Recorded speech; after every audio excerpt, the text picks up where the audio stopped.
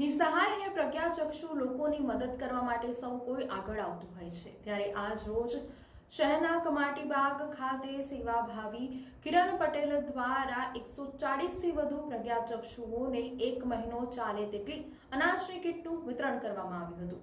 સાથે જ તેમને ભોજન પણ જમાડવામાં આવ્યું હતું.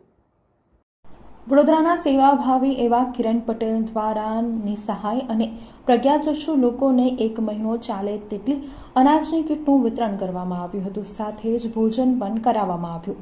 વડોદરા શહેરમાં વસતા પ્રજ્ઞાચક્ષુ અને દિવ્યાંગ લોકોને નોકરી ધંધો ન હોવાથી તેમને અનેક હાલાકીનો સામનો કરવો પડતો હોય છે.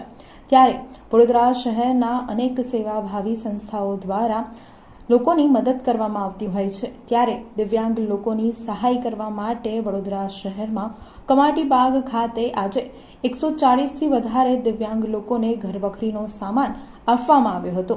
જેમાં ચા, ગોળ, ખાંડ, મરચું, તેલ, ચોખા, ઘઉંની કીટ બનાવીને આપવામાં આવી હતી. સાથે દિવ્યાંગ લોકોને આજે ભોજન પણ કરાવવામાં આવ્યું હતું. વડોદરા શહેરના કિરણ પટેલ દ્વારા આ દિવ્યાંગ લોકોને મદદરૂપ થવાની અપીલ પણ કરવામાં આવી હતી. વધુમાં કિરણ પટેલે જણાવ્યું કે નમસ્કાર. આજરોજ આ દિવ્યાંગ લોકોને ભેગા કરીને કમાટીબાગમાં એ લોકોને ગુજરાન ચાલે એટલું લગભગ 1 મહિના જેટલું ચાલે એટલું અનાજ 15 કિલો જેટલું, એમાં ચોખ્ખું ઘી, વાઘ બકરીચાથી માંડીને દરેક આઈટમ રસોડાની આ દિવ્યાંગ લોકો જે બ્લાઇન્ડ લોકો છે એ લોકોને આપવામાં આવ્યું. અને 104 જણને આજે આપ્યું છે અને 100 જણને 28 તારીખે આપ્યું હતું. હવે આ લોકોને ગુજરાન ચાલે, આ લોકો ક્યાં કમાવા જવાના છે એ હેતુસર ડોનરના સહારે આ લોકોને અનાજની કીટ આપવામાં આવે છે.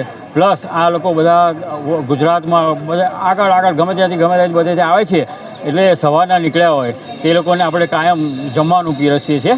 તો આજ રોજ પાઉંભાજી અને ગુલાબજાંબુ ભરપેટ આપવામાં આવેલું છે. બધા અત્યારે જમી રહ્યા છે. અને સમાજને એટલું કહેવડાવવાનું કે ભાઈ દરેક દિવ્યાંગની મદદ કરો. બસ. આભાર. કિરણ નરેન્દ્રભાઈ પટેલ.